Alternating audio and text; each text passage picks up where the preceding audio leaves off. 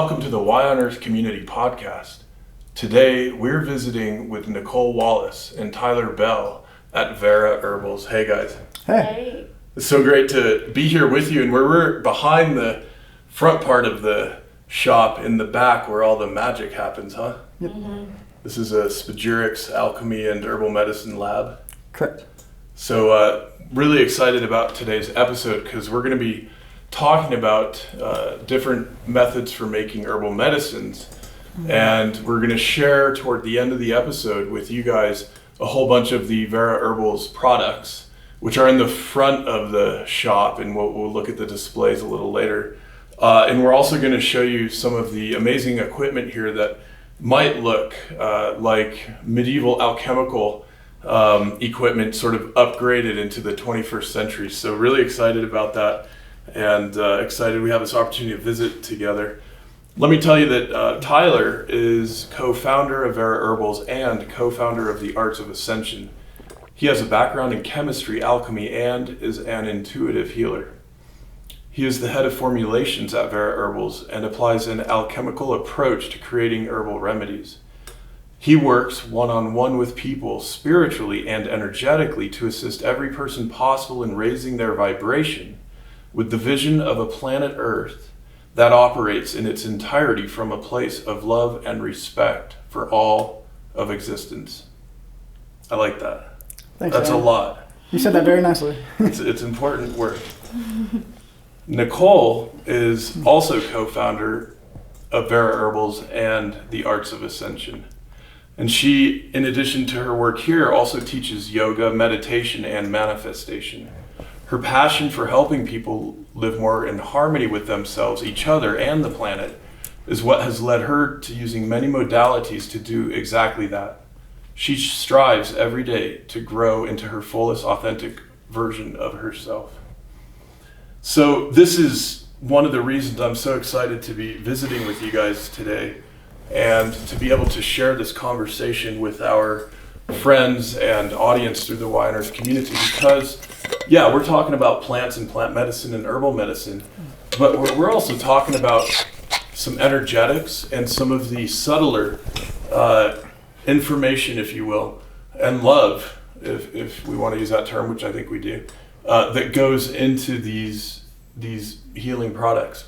And I love behind us that we've got an image of the flower of life, one of the most prominent sacred geometry images found all around the world from all kinds of cultures and all kinds of time periods.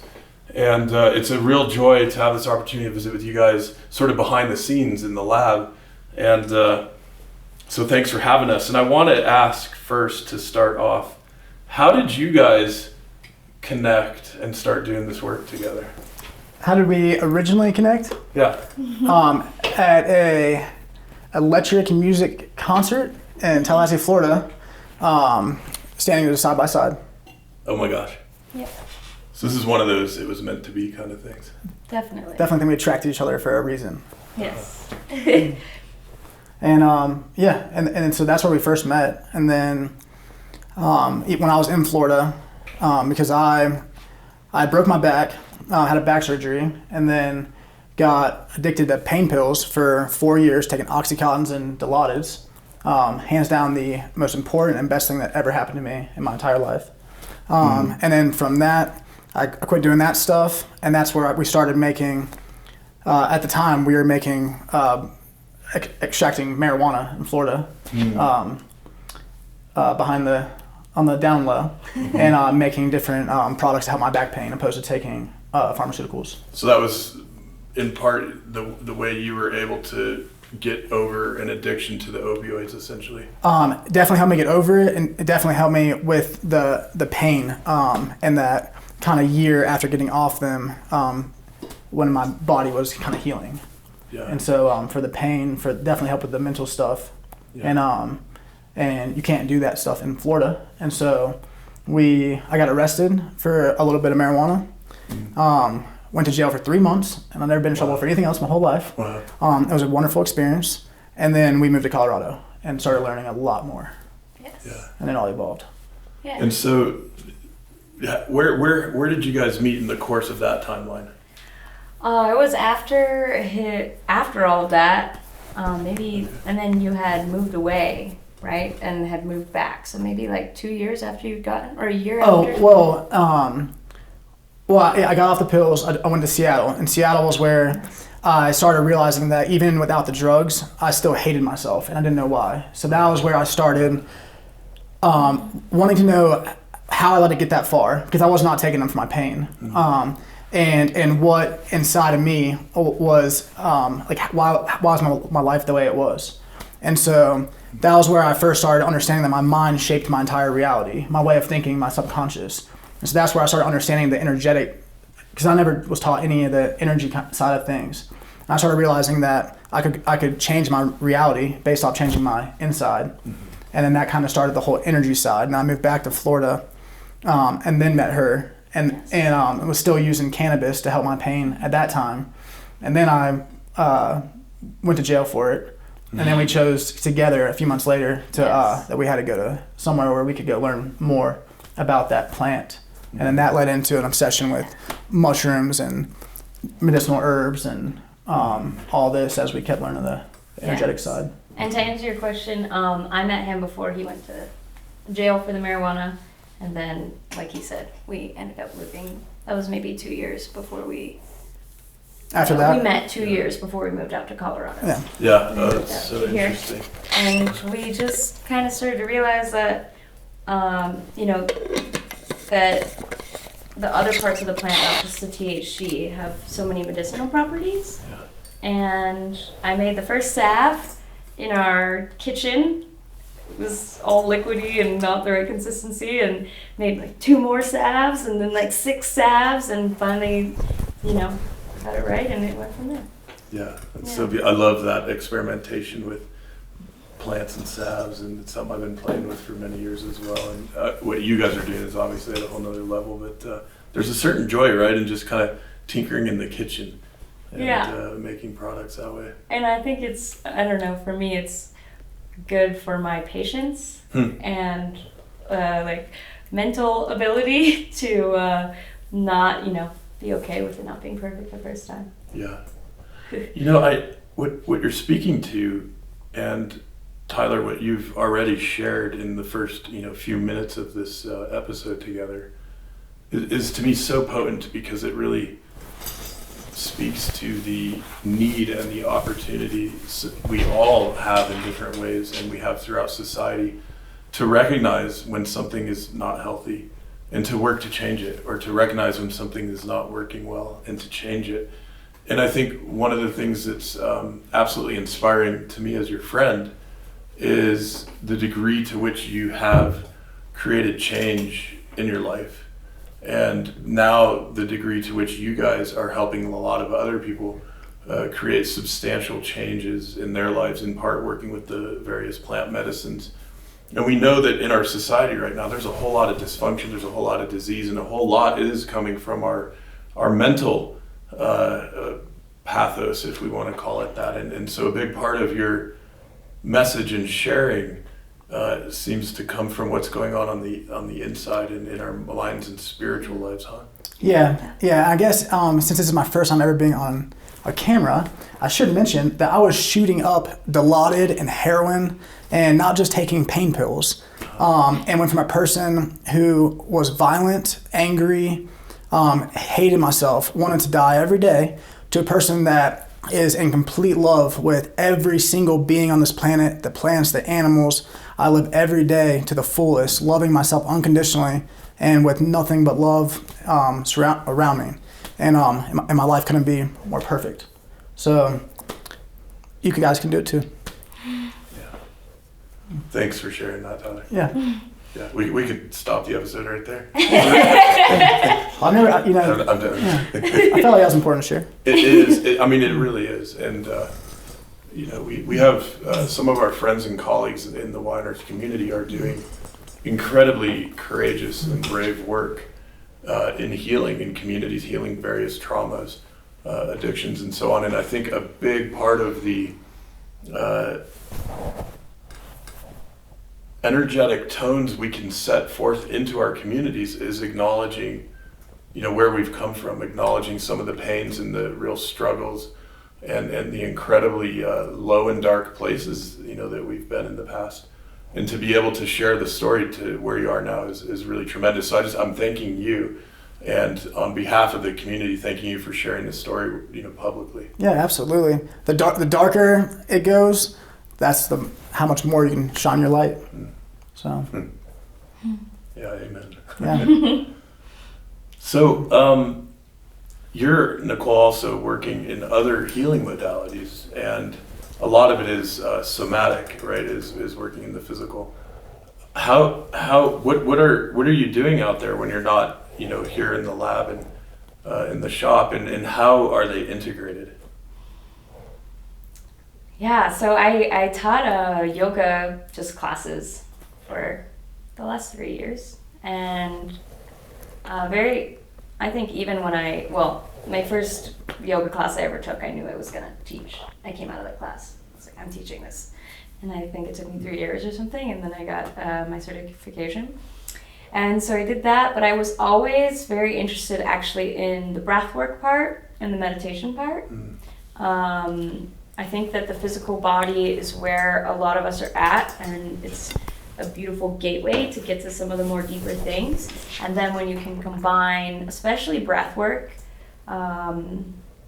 into the physical practice, and of course before meditation or just into your life in general, it's so powerful and so transformative. I think even way more than just the physical alone. So I have very recently actually just led into doing one-on-ones only, and my focus is really on breathwork and meditation, and I've kind of transformed that with other things I just have passions about, taking some trainings here and there, and of course there's this, and to create just to help people live, like I wrote, more, or like you said, more in harmony with themselves. And I think that when we heal ourselves, we heal everything around us. So it has an impact on our society, but also the earth. And, I feel like alchemy does very much the same thing. We think of this physical tincture as this physical thing, but I think that's one of the reasons that we were so drawn to spagyrics was, wow, you're actually combining intention and things that maybe aren't tangible into a physical thing. And to me, I think that's what our world needs. I think when we combine things that we can't see with our eyes into the physical, and I think that's why I've always loved meditation with the physical practice, that's where you get a holistic approach. So to me, they're one and the same. Mm-hmm. It is yoga. It is yoga, yeah, beautiful. I love how focusing our awareness on breath is one of the most immediate ways we can connect with the plant kingdom, because we are literally breathing in what they breathe out, and vice versa. And it creates this reciprocity, I think, this relationship that is so essential to being human on planet Earth, right? You could just call us the people of the plants. If you wanted. I've never thought of it that way. That's awesome. Yeah.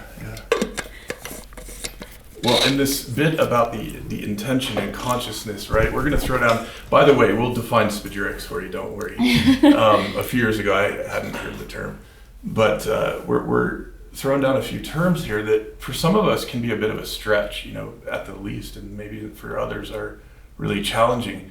However, what's interesting to me about the time we're living in is, our science is now so advanced, and most of us aren't keeping up with the advances of these sciences if we're not in particular disciplines ourselves.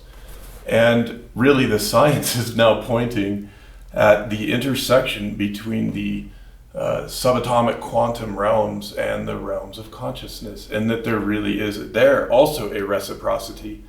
And so this isn't just woo-woo, whatever. We're not even in Boulder, Colorado, folks.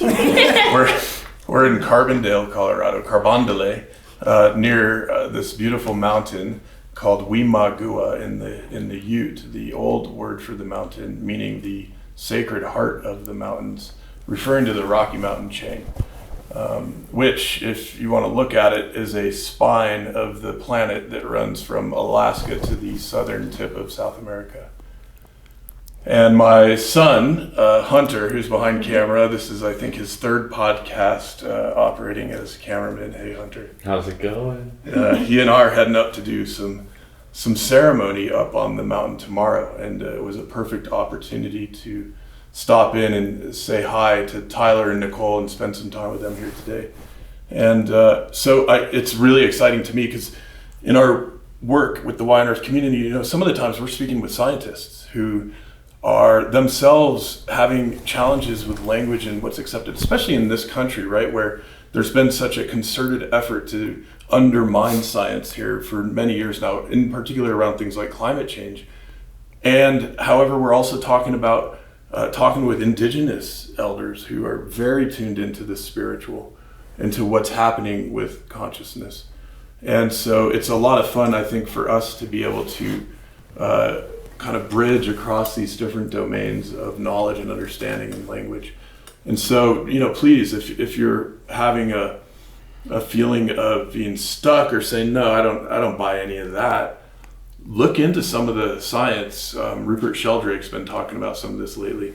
And I might even make a little note to myself to include a few resources that you might want to check out that will relate to some of these topics. Of course, Fritjof Capra, the great physicist and author of the book Tao of Physics back in the 1970s, is excellent to get into how these are converging in our understanding of that. So I'm making a quick note on that.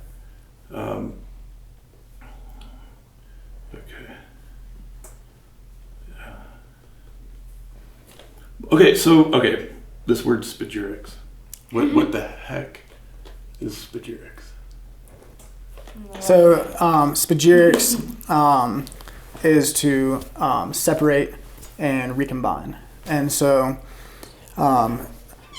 in herbal alchemy and spagyrics, everything in alchemy, everything comes from three principles: the mercury, the sulfur, and the salt. The mercury representing the spirit, the sulfur representing the soul, or essential oils of the plant in herbal alchemy, and then the salt is the body. So by separating these principles, and then through transmutation, you purify them to their most pure form, and then you recombine them. And in doing that, you create the purest form of that plant, that medicine that you can. And this is done in conjunction with, depending on which herb you're using, starting your macerations on a certain planetary day at a certain planetary hour, and with a certain intention is what we found works the best. And then you end it obviously on the same on a planetary day to harvest those energies that are out, and then complete it in a different ritual type of way. Mm-hmm. Everyone has their own different thing they do. Mm-hmm. And that's the basis of it. Yeah. It's so. Go ahead, Nicole. I just was gonna add that how we actually got into it was originally we like we said, started with the cannabis plant, and so we started with the topicals. And when we went to go to the oils, we were seeing what was out there, and we just didn't like any of it. Didn't seem like any of it worked. And none of it really, we tried all these. Oh, sorry to interrupt you. No, go ahead. But we switched, because in Florida we were using like high THC. When I moved out here, I quickly found that the high THC was not really helping my back pain. It was creating inflammation actually, and it does not, for me personally, it was not helping my meditation. I found that it was not giving me the mental benefits that I thought it was doing, and so that's how we found this lower THC cannabis plant that we now use. Yeah, and then when we came across this spagyric, there was actually another local guy who had it in his shop, and we were just blown away by how incredible it was. And I don't think at that time we understood really the depth of what spagyrics was. We were just, we wanted to make stuff that really helped people. And so we were drawn to it because it actually worked and actually helped people. Yeah. And so, you know, I think now I'm into, it's funny to say what I'm into now, because a couple years ago, I probably would have never even, I would not say a spiritual person. So as someone who understands what it's like to be skeptical, I would say, it's very fascinating to me to see, like, and watch with, you know, I do my best to be non-biased, how, at least in my experience, in my opinion, how intention, which is intangible, or planets, which are intangible, seemingly create, I mean, with obviously some other physical things that the spagyric process include, create a really out of this world extract. Yeah, it's to me it's so exciting to think about this kind of frontier of knowledge and where our skepticism through experience might turn into understanding. And I've had that kind of experience not only with herbal medicine from a relatively young age, but also more recently with the biodynamic approach to agriculture and land stewardship. And I've had personal experiences there where it's like, yeah, I can't explain this, but something happened. I'm going to try that again. And it's interesting to me too that the alchemical origins of what we now call modern chemistry, or even biochemistry and biopharmacology, you know, that is the pharmaceutical industry. And so a lot of these processes, you know, this isn't just, you know, some weird 15th century thing with candlelight. You know, there are many multi-billion-dollar multinational companies using these kinds of processes to isolate and sometimes amplify certain attributes of different medicinal plants from around the world.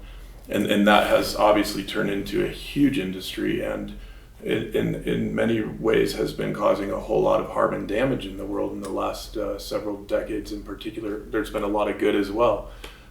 So, you know, just connecting some of these dots, that these processes are things we as humans have been learning and developing for many, many centuries and possibly millennia. And different cultural traditions have different ways of combining and recombining and changing and transforming and transmuting substances to help make medicine, right? Yeah.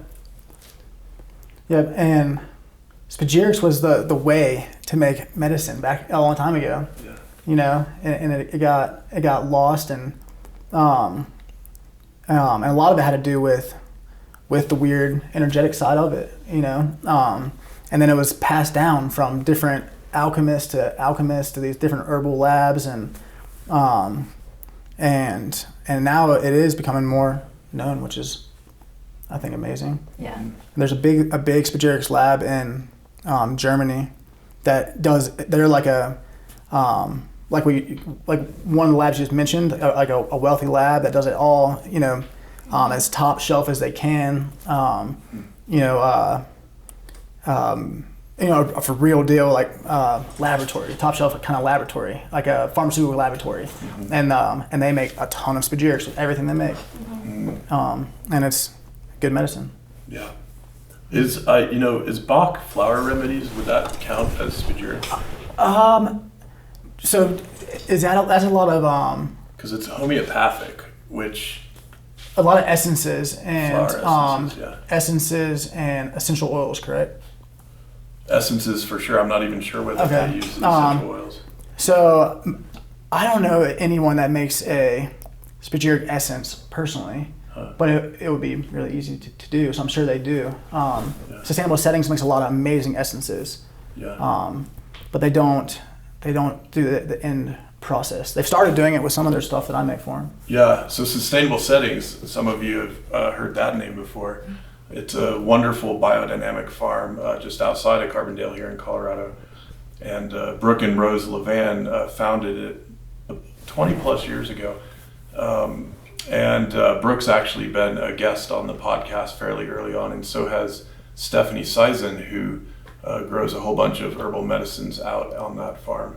And so, it's good to give them a shout out. And you guys are getting some of the biodynamic hemp grown there along with other products. And some herbs, yes. We source as much as we can. As much as we can, we get from, and you do, and I'll explain later, or whenever you want me to, the kind of break down the specific process. But Cool. when you use the biodynamic stuff, you see a huge difference. Okay. Yeah, break it down for us. I'd love to hear that. On a physical level. Yeah. Okay, so the traditional, you will take your plant. You're going to separate the sulfur, the essential oils, out of your plant, Okay. and then you will do a fermentation to create the alcohol of the plant. So you have the mercury, the spirit, the sulfur, the essential oils, the soul, and then for the salt, to purify the body of the plant, you'll burn the plant down all the way to a white ash. And then from that ash, you'll mix it with distilled water, pull it through a filter a certain number of times, usually in 3s. And then you'll evaporate that water to create, it'll be crystallized a bunch of mineral salts. And so the alcohol, and a lot of people are kind of get weird about alcohol. Alcohol is the quintessential of herbal alchemy. It is it's the best carrier of the spirit of the plant. And so it doesn't matter what plant the alcohol is from. And I guess this could be my opinion also, but and a lot of others, but Jerry's opinion. Like what we tend to do is we'll take a biodynamic alcohol if possible. Do a maceration. We like to do.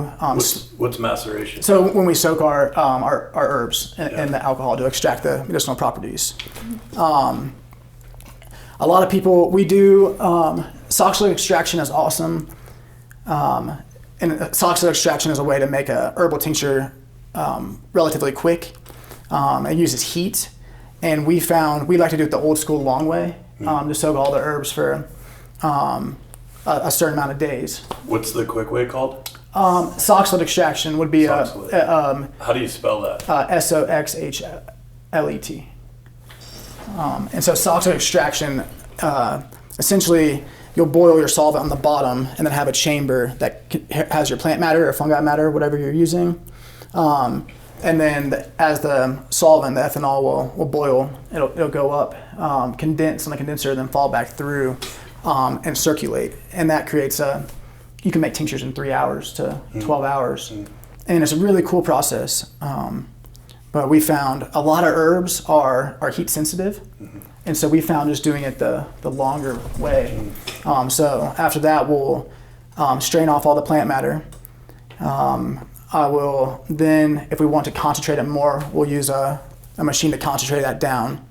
And then you take the plant matter and then go burn it in a ceremonial way down to that ash, and then do the rest of the process, and then recombine them in another ceremonial way.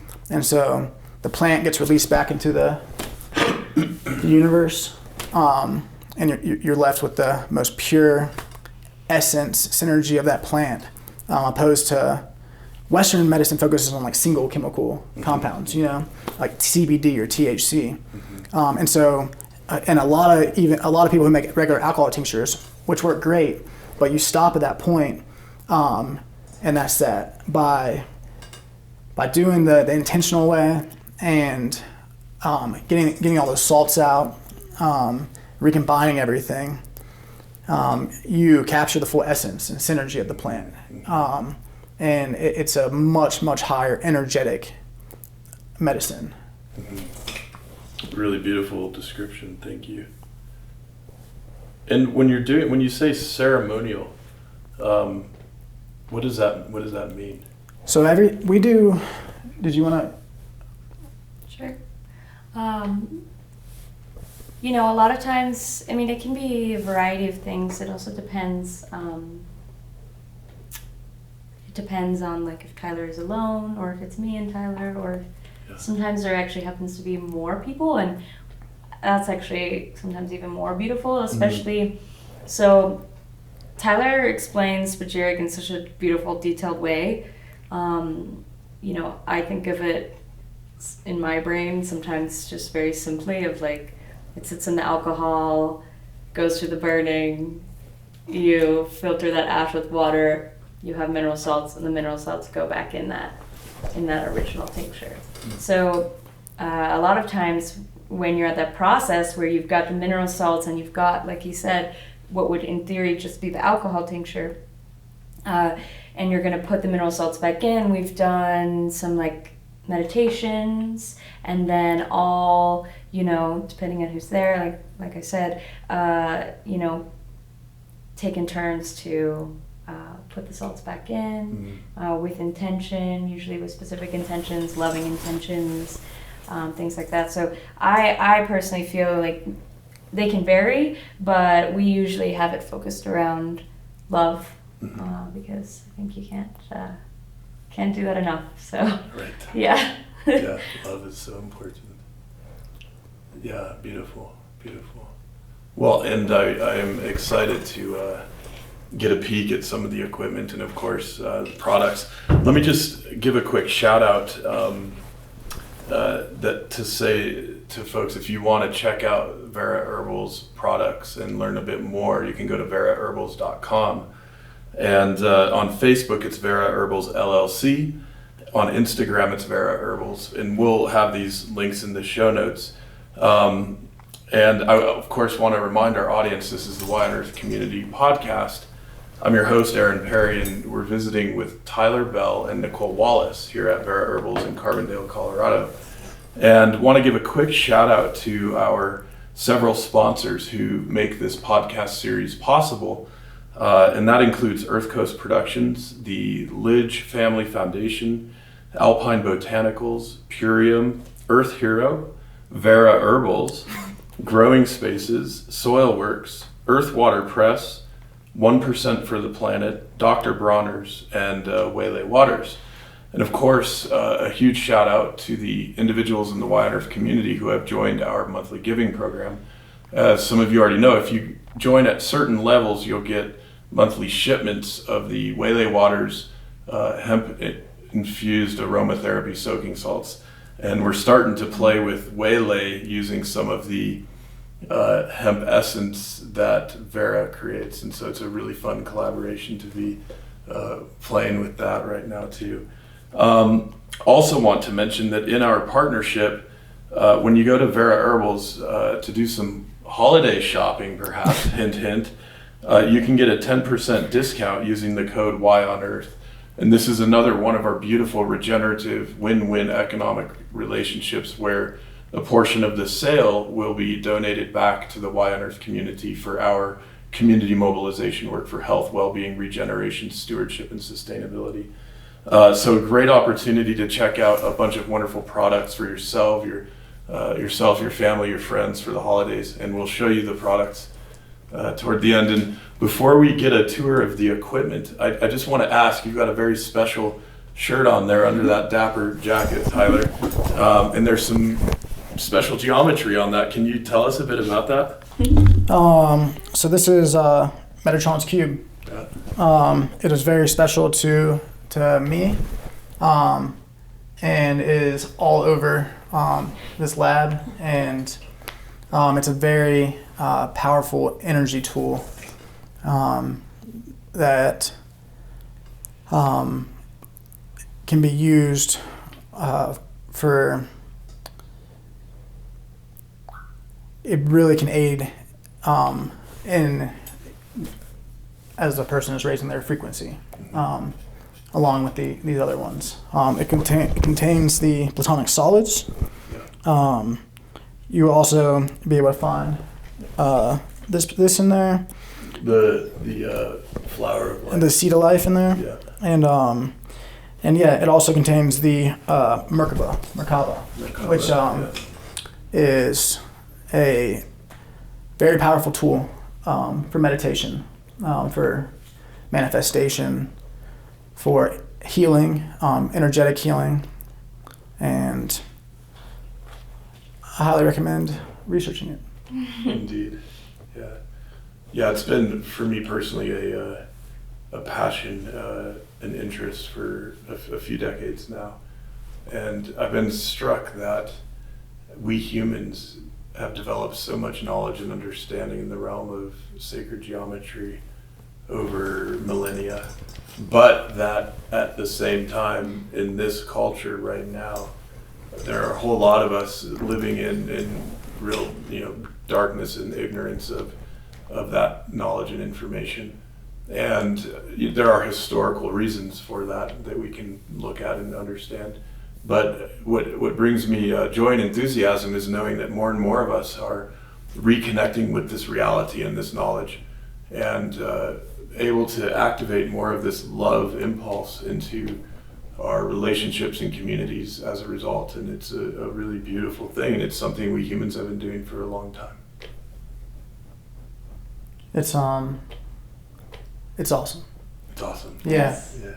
Really awesome. You didn't even mention his peridot necklace Oh, that's goodness. covering the... We'll go on the peridot tangent for sure. Let's talk about that, yes. I know what I know how this feels to me, and I feel like this peridot opens up your heart so that you can receive the universe with grace and ease, and we have been actually filtering our spagyric mineral solution through peridot, so that whether anyone knows it or not, their heart energy center is being opened up when they take any of our things, and yeah, it's awesome. Thank you. I actually got this from Aaron Perry. I actually have one on too. Yes, I love wearing this stone, and this peridot I've been learning about, and it's one of two stones that we understand gems to come from way deep in the earth, the other being diamond. And it's also a stone that can come to us from outer space. So it's interesting, it can come from way deep within and way out above there, which some of you who maybe have heard of the Hermetic axiom of as above, so below might say, interesting. Because indeed it's also affiliated with Archangel Raphael, who has a relationship with the Hermetic energy and entity out there. And so it's a silicaceous, if that's the right way to say it, gem. It has silica, and it also has iron, magnesium, and oxygen. And at the molecular level, the structure has tetrahedra, which relate to the Platonic solids. Do this shirt. And the heart chakras, right? And that's geometry and information that goes way back in time in both the Eastern and Western cultures. And it's the color green. And so it also relates very closely to this phenomenal miracle that happens here on Earth, which is a continuous streaming of light energy information, and some would say love, from the sun to the planet. 173,000 terawatts of energy continuously streaming onto our planet. And about 1% of that is converted into food and the stuff of life here by plants in this green frequency, or strangely, they're actually absorbing the red and blue and radiating back the green. So it goes way back. About 1,000 years ago, the German mystic Hildegard von Bingen spoke of this green healing energy, Veriditas, that she experienced. And it seems to me there's a connection and an opportunity as we're working more with the plants to also work with certain stones and elementals, inorganic elementals found here on the planet, that can help with all of this work of raising the love frequency and activating the heart even further. And it's a lot of fun. Yes. Yeah. Most important.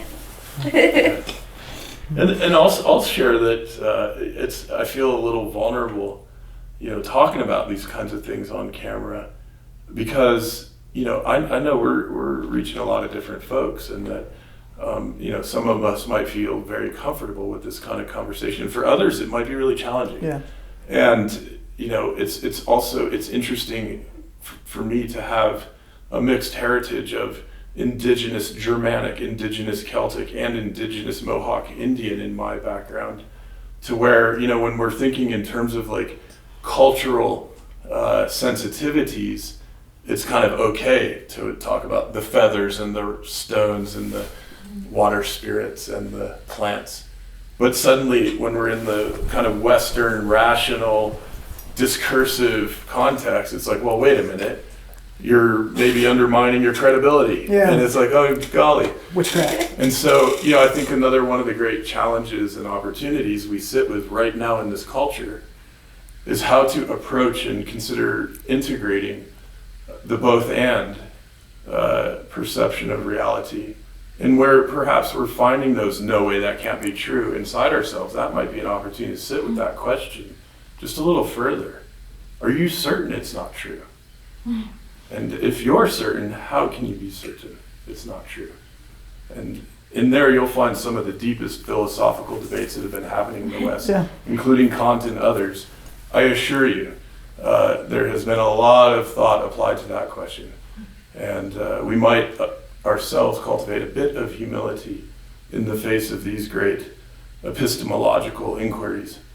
And heck, if we lighten up a little and have a little fun, we might even smile and have a higher quality of life as a result. So, what a time to be alive, huh? Oh, it's amazing. It's fantastic. It is. Yeah. That was a little soapbox coming from my insecurity around talking about something. We can make it weirder and take the light off of you. Let's do it. I was just joking. I love it. Absolutely love it. Well, what do you think? Should we look at some equipment? Sure. Does that sound good? So I think I asked you before, but is Veritas and Veritas? Veritas. Yeah. Veritas. Yeah. Right. Tomato. I'm not Latin. So because that's where we got the word Vera from. Yeah. So my understanding is, this word veritas, the Latin means truth. Mm-hmm. Right. My understanding is Hildegard von Bingen, who worked with stones and plants and was a devout Christian nun, Catholic nun, who ran more than one convent. She was an incredible force in her time. She coined this term veritas, which is her own twist or variation on the veritas, meaning truth. Yes. But this now means the truth of the green healing energy that she was having direct mystical experience with, that she wrote about. So they're not the same words, but they're related. I see. Yeah. Thank you. Coming all the way back around. Yes. And that's this stone right here. It seems this stone contains that green healing energy that she speaks of. That's really awesome. The Egyptians were quite into this stone as well. A fair bit was harvested on an island in the Red Sea between Egypt and the Saudi Arabia, the Arabian Peninsula. And now that island is called the Isle of St. John, which some of you out there may say, oh, wait a minute, that rings a bell.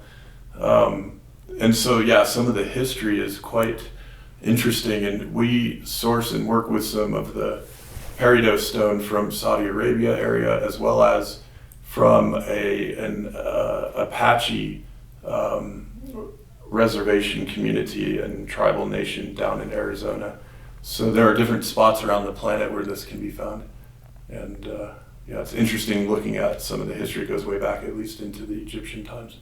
Yeah. Show the stuff. Show the stuff. So we'll go over this way first, right? Sure. Cool. So this is our Rosin Press. Whenever we used to be big into edibles. So we used to make a lot of edibles that I would take in the beginning for my back pain. But when we moved out here, our original plan was to get into the more THC side of things, and we were making these dehydrated fruit bites with cannabis in them. We don't like to. A lot of the extracts people use butane and different solvents that we did not like to eat. So we wanted to do it with this machine. So essentially, with this machine, we would and what we still do is we'll take the plant. make a hash with it by freezing it or with ice water. And then we'll take the hash, pack that into a 72 micron filter bag, and then just press it with heat and pressure with this machine and create an incredibly high grade concentrate of cannabis, whatever type you like. And so then that can be put straight into food, and that's what we were doing, is putting it into edibles. And we stopped doing the edibles, but now we put this into all of our salves and we make some liquids with it. So this is a way to make a high-grade extract with no solvent. Wonderful for eating, wonderful medicine. And we actually, with the spagyrics, traditional spagyrics, you're going to be using alcohol. They didn't have this way back in the day. So we still, we'll make this extract and we'll spend it in MCT oil, and then we'll still burn the plant down, get the mineral salts and reintroduce those back to the extract, preserving more of that essence and trying to create a higher energetic medicine. This is the soxhlet extractor that I was talking about. This is a small soxhlet extractor. Can you see it cool. So this is a way to, you would put your plant material in here. This would have your alcohol, your ethanol, and this is a condenser that ice water, cold fluid will be flowing through. And so as your ethanol evaporates and it pulls up through here, it'll recondense and fall back through your material. And that'll cycle back and forth and create a tincture fast. But I kind of like the slow method, personally. But it's really cool. And maybe you can kind of see over here, but we have these big pots. This is where we'll make big batches of different herbs. So as many medicinal herbs we can get from sustainable settings, and we soak everything on a different amount of days. That's really that. And then I'll take it from there. We will do all of our, I don't have stuff out here, but we'll filter that next, run it through a filter a bunch of times. And then this is our giant roto evaporator.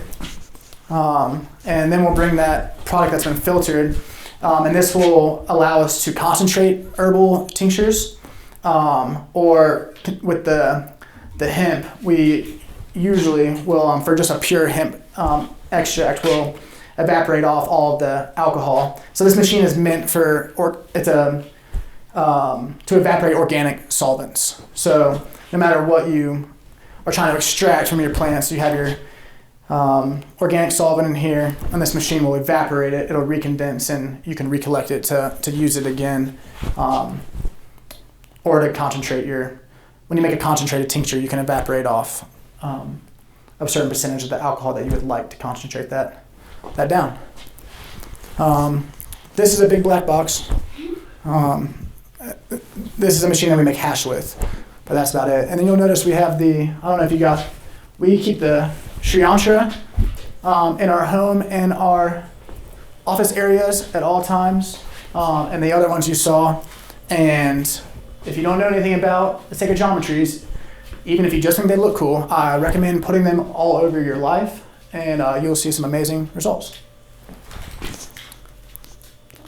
And the burning we don't do here. Yeah, we don't do the burning here, but can I break it down a little bit? Yeah. I forgot I have it. I'll bring it over there. But this is something I just made from a small batch. So this will be the minerals, the white ash that then will be mixed with distilled water tomorrow. And we will actually use the peridot, like I told you, to filter that through. And then that is where all of the mineral salts will be pulled out of, and then reintroduced into the tincture, usually right here. That's that for back here. Beautiful. Before we go to the front, Nicole, is there anything you'd like to add or to enhance with? Yeah, I guess for me, I'm not as involved with the actual extracting, but one thing that I think is really awesome about the Rosin Press, and I don't think Tyler talked about it a lot, but it's just that no solvents ever touch it.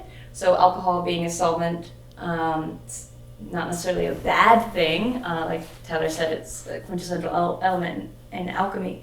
But to me, it's just so fascinating that you can use just heat and pressure. It's actually a more advanced technology, but it's based off a hair straightener. And it just squeezes out the medicinal properties without any harsh chemical ever having to touch it. So, it's where we started, but I also, it's like you can see with how quickly Tyler explained, the processes are actually, they seem complex when we're talking about them, but they're actually quite simple. The reason that the reason that we find, apart from the energetic side, why spagyrics is not really known in the Western, it's not the best business model. It's just because it is a long, slow process, and there's no reason to do that process unless you're into the energetic side, And so no one really. It takes weeks to make a tincture, and to do your whole thing. So, and both of the processes are not so mainstream, but we really feel that they really keep the integrity of the herbs and the plants in their highest. Getting into more of the hemp side, going back to the rosin, maybe because we didn't talk about it at all earlier. It's just because no solvent touches it, it never degrades. So, like you said, they're not very mainstream, but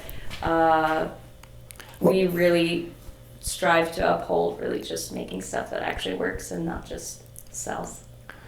It doesn't. So the rosin with the rosin does not pull out any chlorophylls or lipids and waxes and stuff. So it is a very pure end product, and she uses that the most. And then the spagyrics, which a lot of people think is very undesirable. And I guess you could distill it, remove all those unwanted properties, chlorophyll and stuff. But the traditional spagyrics is going to be pretty dark, and a lot of people think it's not pure.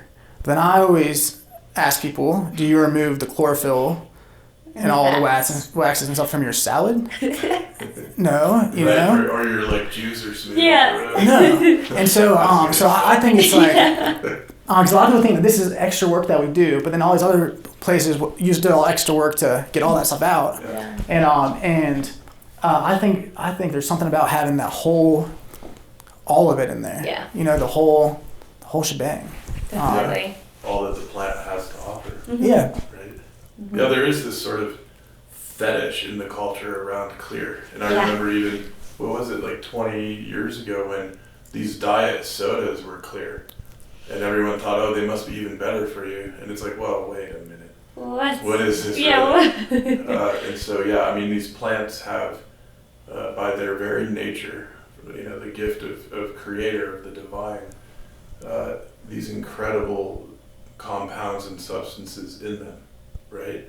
Mm-hmm. And to your point, why pull most of that out? Yeah. Yeah. And I guess we should do a shout out to Pure Pressure. That's who we got the machine from, and I love it unconditionally. What's actually really cool also, when we just kind of discovered this recently, so we really focus on sustainability, so we have a couple packaging for our products that's compostable, and we use recycled stuff whenever we can, and glass whenever we can, and locally whenever we can. And you can actually, first the hemp goes through this black box, and the hash it collects at the bottom, and then it goes through the rosin press. So actually you can do the rosin, and then the plant matter that went through the sifter actually can then be put through the spagyric process. So it's almost like upcycling the plant matter, which is pretty cool. That's really cool. Yeah. Wow. Yeah. Well, what do you say? Should we show some finished products, and we can help folks think about their shopping and think about holiday gifts and all that kind of stuff? So here we are now in the front of the shop, and this is where Nicole and Tyler will receive friends and clients and customers who are local. And we get to see the display here of the products. And I'm going to jump out of camera so that you guys can focus on what you have to share there. Of course, this is all available online, so that's the good news for the rest of us who aren't local. Awesome. So I'll start with what we talked about a bit. So we have just a few different salves here, just different strengths for different needs. Like we said, it all is with the Rosin Press, so solventless, no harsh chemicals ever touch it. We infuse, actually, we've got 2 different strengths of an athletic salve, and they get infused with some local wild-crafted arnica, as well as hopefully, I think we're going to infuse it with St. John's wort and, what was the other? Comfrey in our jojoba oil. And then we've got our tinctures here. So we've got just a couple different strengths. We've got the spagyrics, 3 different strengths, 500 milligram, 1,000, and that is the CBD content. We do not put our emphasis on CBD, but these are our hemp products in the bottom here. But all of our hemp products are lab tested, so that is the amount that you see on the front there. And then we have Rosin Plus is what we call it, because we do that. We put the mineral salts back in, which is part of the spagyric process. With our rosin extracts. And again, those are completely solventless. And yeah, so like I said, all of our products are third-party lab tested, which is important if you're buying hemp products, whether it's from us or someone else. Yeah. Cool. So I wanted to add one little thing really quick. The spagyric. So I just learned this recently. Something that I did not read in any spagyric book that I just learned from a very, very intelligent man named Kevin, was to extract your volatile salts first. This is for the spagyric folks out there. Just thought about it. But and if you just burn the plant, you're losing all the volatile salts. So before you do your macerations or whatever, you can extract the volatile salts, save those, and then you're getting the most out of your process. All right, with that being said, so yeah, those are the tinctures that we make. We make teas. We all love teas. So we have teas for meditation, all this letting things go. It actually says, well, I'll let you guys read it. Yeah, will you read it out loud? Because those are great news. Love the names. Oh yeah, let it go. They all have some kind of funny little, this one says, let that shit go. And then what's the first one? I love it.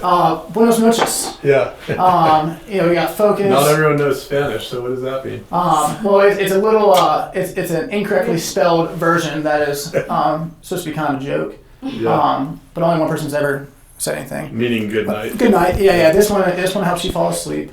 The let it go is at the end of the day. Whenever you are just kind of fed up, and you need to let it go. I drink that one the most. And I like to put, we make a damn good tincture. It's actually called a damn good tincture. But this has biodynamic Cali poppy, wild lettuce, and hemp spagyrics. And so I've been putting all biodynamic in that one. Yeah, and I harvested the medicinal herbs, the Cali poppy and wild lettuce from Stephanie at Same Settings. Yeah. And she lets you harvest an herb so you can make that connection with them, which is really sweet. That's really cool. Yeah, and then the focus, this is meant for meditation. It says it in secret on the back, so it doesn't weird people out in the beginning. But that's for meditation. Then your rise and shine to help you get up in the morning and put a big smile on your face. And then detox, made with a bunch of different good things to help you just flush out. Then here, these are the amazing Welle Waters products made by Aaron Perry. These are also in a ceremonial manner. And I can honestly say, not just because he's here, that these are the best bath salts that I've ever used or even really seen. The consistency, everything is awesome. So these are great. And then something we haven't talked too much, Evolved Alchemy. This is a guy who makes spagyrics named Warren, and he's awesome. So I would credit what he does to us kind of finding spagyrics and wanting to pursue making it ourselves. So thank you, Warren. Mushrooms. We are huge mushroom people. These don't have psilocybin, but you can't tell that yet. These are different medicinal mushrooms that we have seen just magic come from them. All these products also, they're awesome by themselves, but in combination with the energetic side of things. All sicknesses, things that people come here and they want to buy these mushrooms for, these detox teas.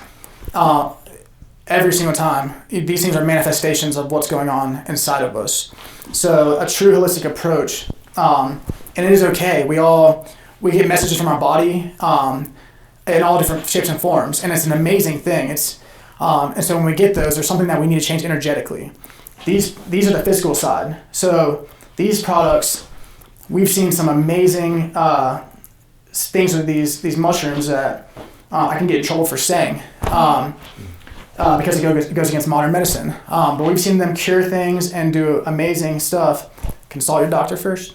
But when you combine that with gratitude and with breathing and with lifestyle changes, 91% of our thinking is subconscious. So even if today I'm saying, oh, today's amazing, I feel great, this is awesome. If my subconscious has been programmed for 20 years to be ungrateful and angry and not happy and chasing all these materials, that's what's firing off. And so that's what's being created in morality. So when you go inside and you reprogram those ways of thinking that have caused these different sicknesses, and you combine it with this, it is a crazy success rate. I've seen it work every single time, to be honest with you. So yeah, that was a little ramble, but yeah, so mushrooms are incredible. And they're in a 1-to-1 extract, so they're powder form, but then we get them encapsulated. They're vegan. They're also lab tested. Fungi absorb everything they grow in, so that's always a good thing. And then they're also not grown in any grains or rice or fillers, which is sometimes you'll see that in the industry. So they're grown all the way to the fruiting body. So it's just mushrooms in there. And that's an important thing. So no matter what your ailment is, it's worth looking into mushrooms, and that could be a whole nother podcast. But we can talk for weeks about them. But that's a good idea, actually. We should probably do that in the near future. Yeah, they're research them, look into them. They're worth taking, and just you want to make sure that your mushrooms that you're going to buy, wherever you buy them, don't have grains and other fillers in there, and the other ingredients, and you don't want any added starches. So look for mushrooms that have that are the fruiting body whenever you start your searches.